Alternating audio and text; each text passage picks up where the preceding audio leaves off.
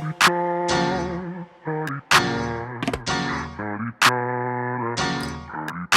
out the way. You're listening to Mature Allure. Here, we chat about self-care, relationships, careers, and all the things living a mature life includes. I'm your host, Sherri O. Welcome. Today, we are talking to Micheline Bowman. Welcome, Micheline. Hello, and thank you so much. This is doing my spirit, my soul, my heart, everything so much good. Just being here with you. Well, I had to call you up and ask you to come through because, Mature Allure is new, and we have a section or a segment called 45 Plus Check-In, where I check in with my friends who are 45 years and older. Yes. And see what we're doing, because we're doing things. Yes, so I see you all the time. I see your business. I see all the moves you're making. And I'm like, I have not talked to Micheline, and I haven't seen you since DC days. I mean, it's been a long time. So welcome to Mature Allure. And if we can start with you just introducing yourself as some other than my friend. Well, yes, friend. Thank you for having me. And like you said, I am Micheline Bowman, and I'm an entrepreneur pretty much by being pushed into that field. I have my own media company called Bowman Media Group, where my motto is, are you ready to be seen? And if you're not, I'm that person that helps you get all the things tied together to present yourself in the media platforms. And other than that, I am also a beauty ambassador for a skincare line for women over the age of 50. We call ourselves the Platinum Group. And I am a brand ambassador for a woman's luxury handbag company called Nila Bags. And I am the tourism ambassador for Experience Prince George's, which is where I live. I live in Prince George's County. And so I am the tourism ambassador, where I go around and I showcase people, places, and things. So you can come here and tour and explore and visit and spend your money in this wonderful county. See, and this is why you're here. Because like I said, I see you and I'm like, Micheline is busy. Like all the things that you just mentioned that you're doing. And I've known you since we met. I was doing an internship at Fox News. Well, one of the programs for Fox. Yeah. And you were everybody there too. I mean, you had like 8 different jobs. I did. For the 27 years I was there, I was like, makeup artist, PR person, on-air talent. I mean, you were everybody at all times. So this is not new to me. But I do want to know, like, when did you realize you had that entrepreneurial spirit? I think for me, always being the person who wanted to do everything all the time, realized now, okay, Micheline, you can't be the booker, the baker, the candlestick maker. You can't be everything. But as an entrepreneur, you pretty much have to be. So after 27 years at Fox 5, I walked into work knowing in 2016 that I wasn't going to be there in 2017. I can't explain it, but I just had something was like, I can't be here. I've given them all I could possibly give. So when I walked into the office in January of 2017, I felt the shift. So I knew that it was coming. So I was preparing myself already for whatever that next step was going to be. So when they said, they're eliminating my position, I took the stance, hey, you're over 50, 9 times out of 10, they're not going to hire you at another. They're just not. You got to be real about that.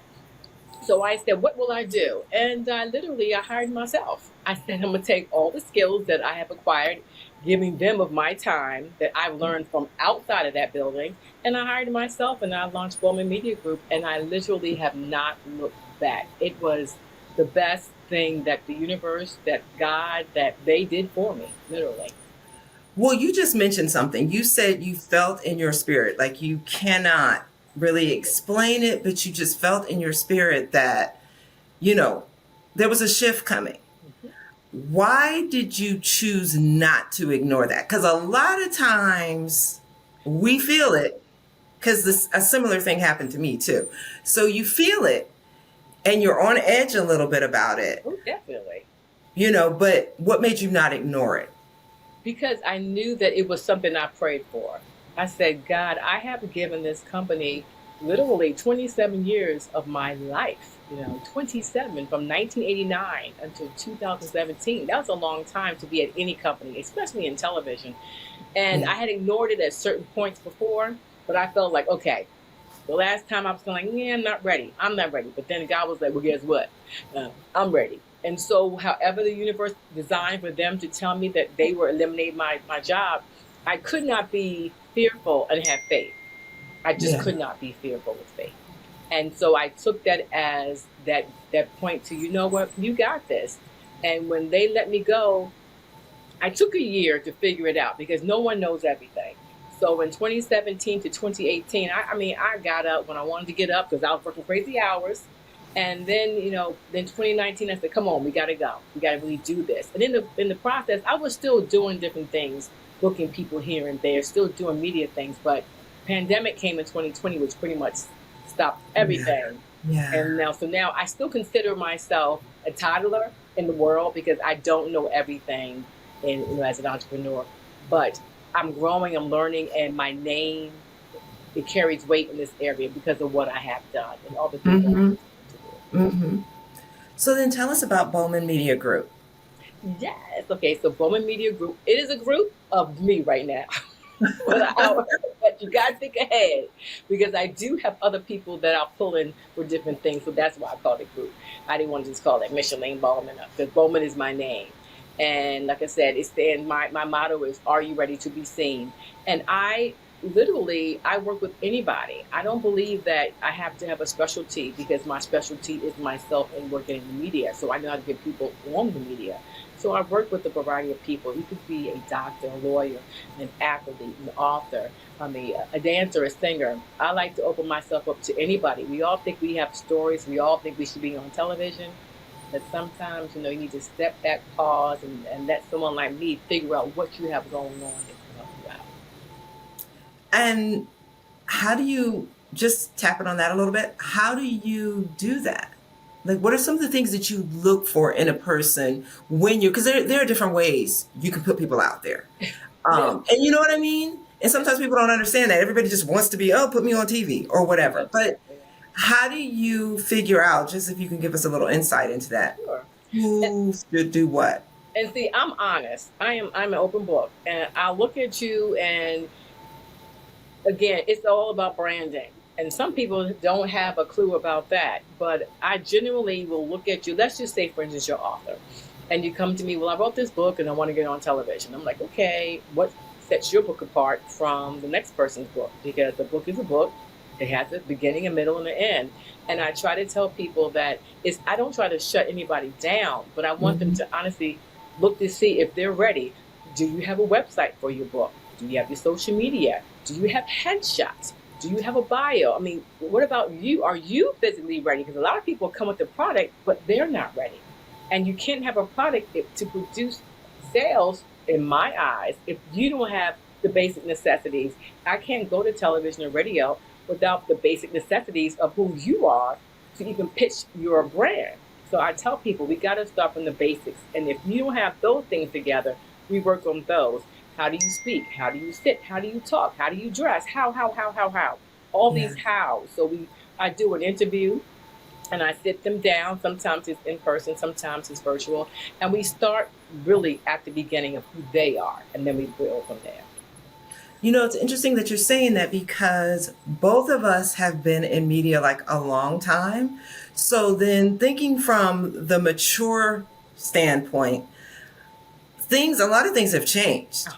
All of those things that you said, you have to do yourself now. Back in the day, maybe you could get a publishing company that might create a website for you and do all your promo and do it.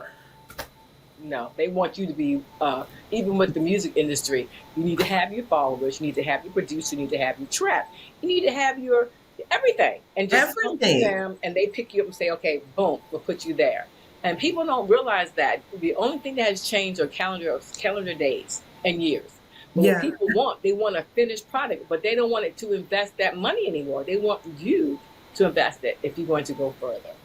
Yeah, wow, that's very tricky. And it could be tricky for us as we get older to realize that, I mean, have you found it working with older clients?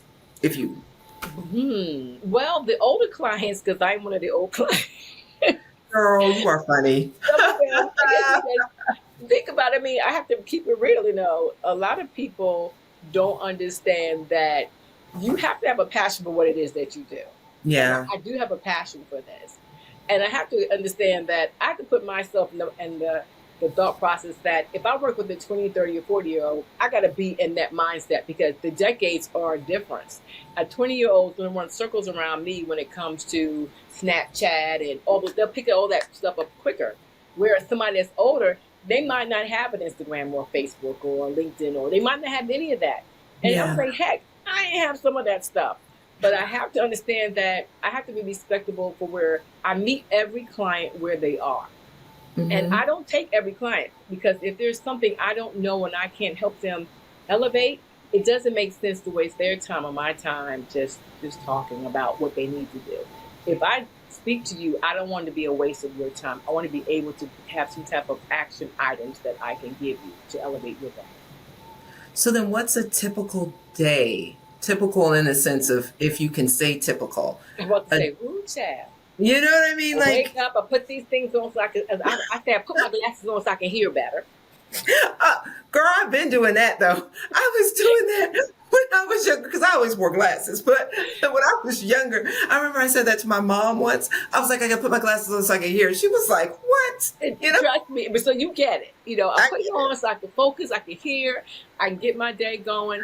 For me, literally, I have a routine, and I feel like a routine helps me. Some people like to work in chaos and confusion, but they get the job done. I have a routine where I wake up, I have a dog, I walk my dog, and in that process, I'm thinking about my day. I'm affirming my day. I'm literally speaking into the universe what my day is going to be like. Then I have a prayer group that I do prayer with every morning for about an hour. And then I sit down and I tell myself, I might have 10 things that need to be done, but only know that maybe 3 or 4 will be done. And that's what I focus on. I cannot look at a list that I have written down and expect to get everything done because it won't. I'll internalize that and everything else will start falling apart. Yeah. I give myself bits and pieces of what it is I can and can't do. And then I make the phone calls, I send out the emails, and then I let it roll because I feel like once I release it, it's going to come back. And I only want, like I said, I only want to be able to say, okay, you've done X, Y, and Z, and tomorrow's coming. I set it up for the next day. I don't know expectations of completing everything. It's not reasonable. It's not reasonable or realistic. And even like for me, I cannot, and I've tried over the years, people say make a list of things to do. A to-do list. To-do lists overwhelm me, really. So, I mean, it's good that you could have a list of 10 and say, okay, only 3 are going to get done. And everybody works differently. I'm just saying for me, I just said 10. I make a list. But realistically, I know. Yeah. And I do stuff in 3s, though. Yeah. Oh, wow. Okay. Everything, for me, everything's in 3. When I meet somebody, I tell them, give me 3 people they want to meet, 3 places they want their brand to be on, like TV, radio, whatever, and 3 reasons why I need to work with them. This is 3. Your brain can remember 3. And then they give me those 3, and then we build upon them.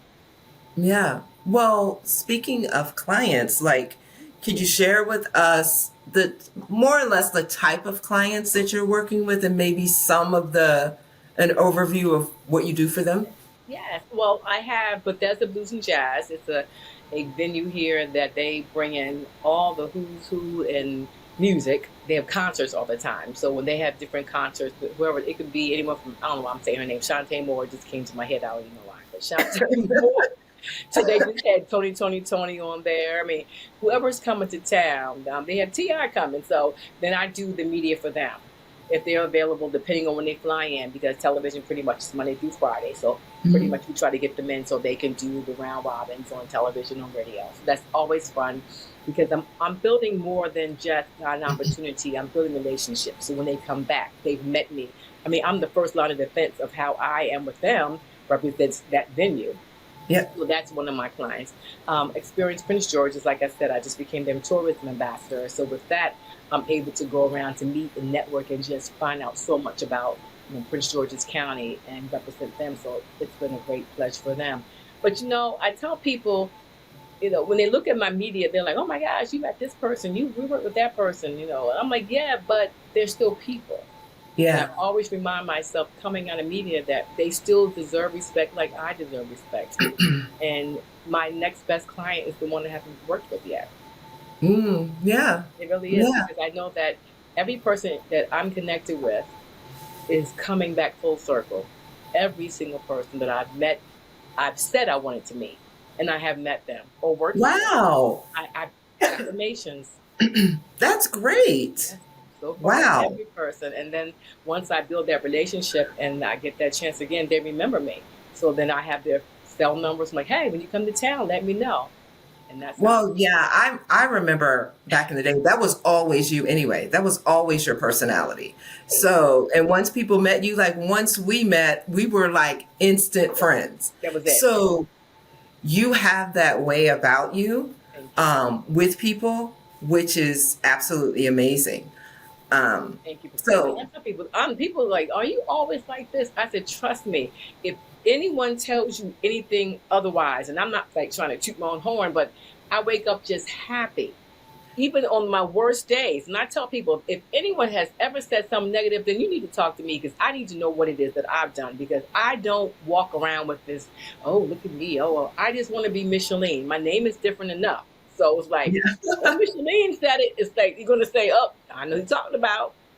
I mean, you are still the same. It's been a long time since we've seen each other, and you are still exactly the same. And I appreciate that. I appreciate you being here. So but on to the ambassador. Yes. Talk about that a little bit. Oh Was it tourism ambassador? Yeah, and that kind of fell into my lap. I mean, literally, I kept saying there are things I wanted to do, not knowing that one day someone would come to me and say, hey, we would love you to be our tourism ambassador and be the face of Experience Prince George's, which is an office here. I live in Prince George's County, Maryland, and Experience Prince George's is an office that their whole goal is to get people to love this area and come for tourism and hospitality and travel and all that. So I go around the county and I spotlight and highlight just the great things and reasons why people, when they come to Maryland, come to Prince George's and experience the food, the culture, the music. We have our Six Flags here. We have the National Harbor here, and we have things that are here in the county, and we want people to come and just enjoy it.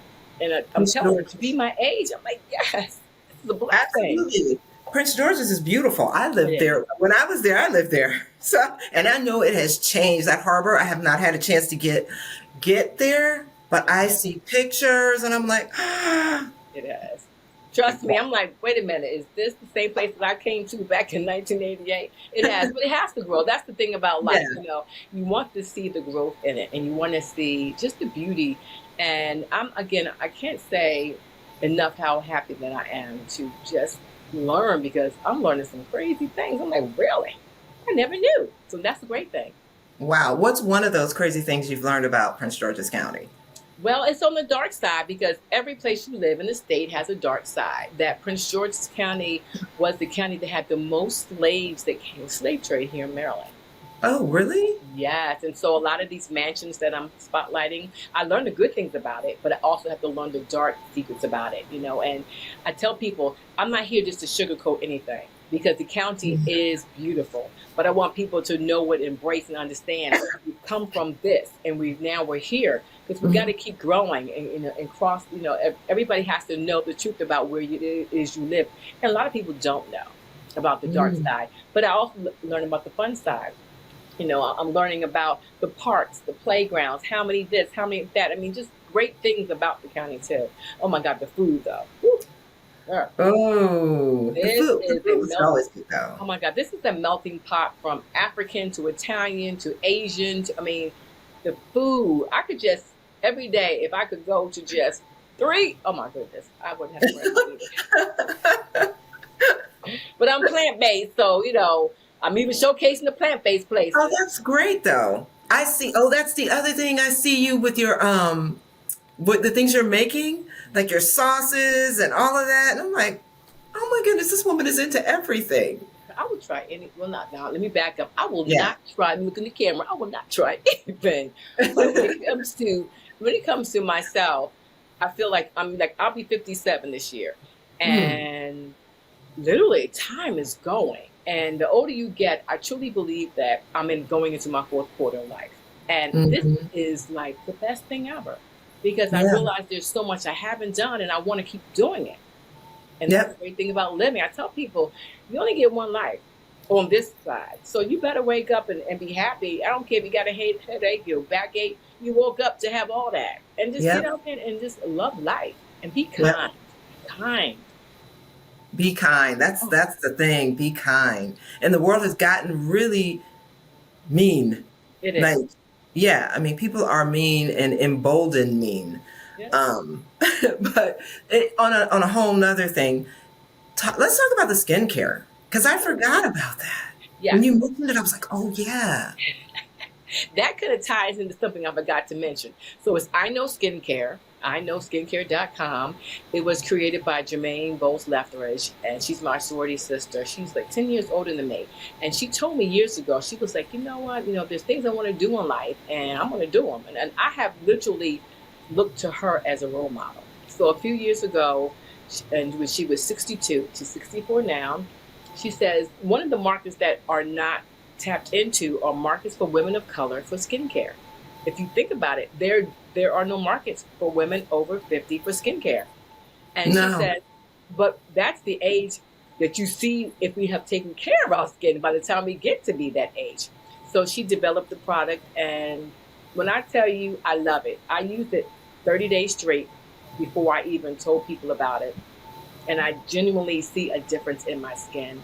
I mean, you probably can't tell now, but I don't have makeup on. I have on some little bit of lipstick and some eyeshadow. Hmm. But my Hmm. goal is not to wear foundation and stuff, and that's the reason why I've been using it, and I love it. I stand Wow. at it 100%. And she also started 9 years ago an event for women called Ubiquitous Women's Expo. It's the largest women's expo in this area. It comes together as 3 days, and it's women empowerment, health and wellness, free mammograms, music, vendors, health, hair, everything. And Wow. that's just amazing. So I've been hosting that since it started.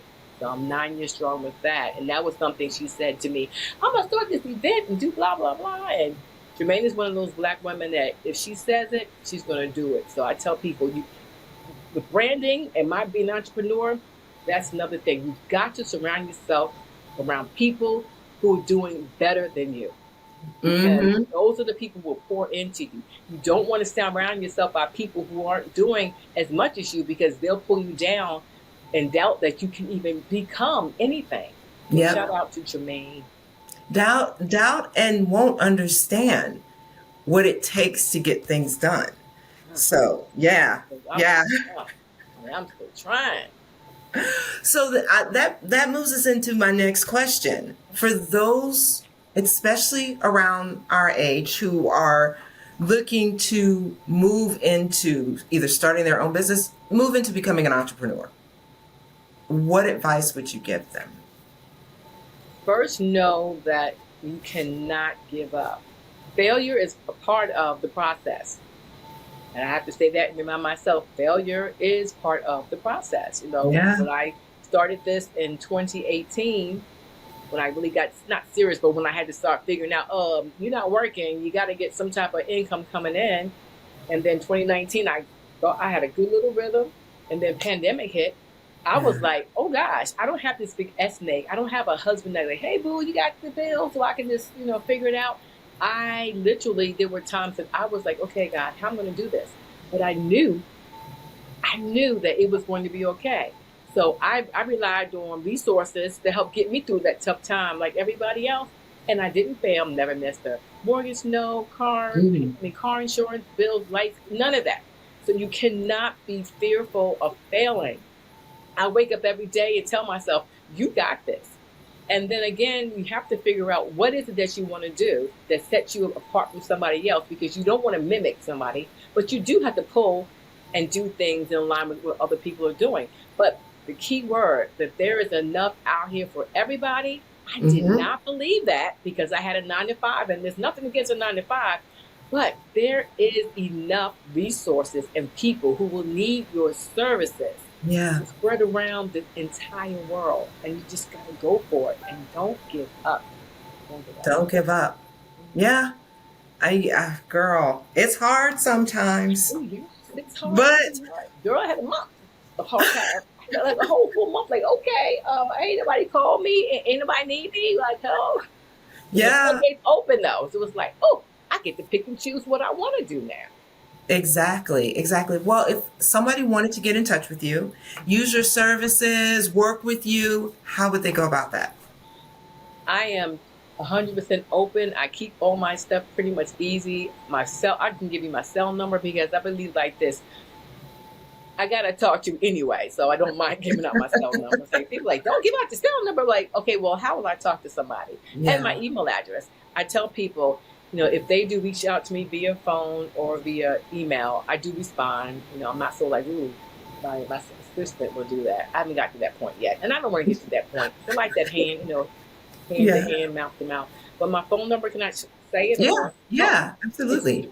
301-792-0972. 301-792-0972, and Micheline Bowman at gmail.com. Now that comes right to me. But if you want to be fancy, you can do Micheline at bowmanmediagroup.com. So any of those three, they can get in touch with you. Yes, ma'am. And I do respond. Literally, I'm all about that because I know there's somebody else, not just here in the DMV, because I help people all over. I had somebody from California call me before. I'm like, I got a comedian that people know. I'm like, girl, I got to call you back because I got to go on with Sherri. I'll call you back. So it doesn't matter wherever you live. It doesn't matter what time zone. Like I said, I like to make it happen for people.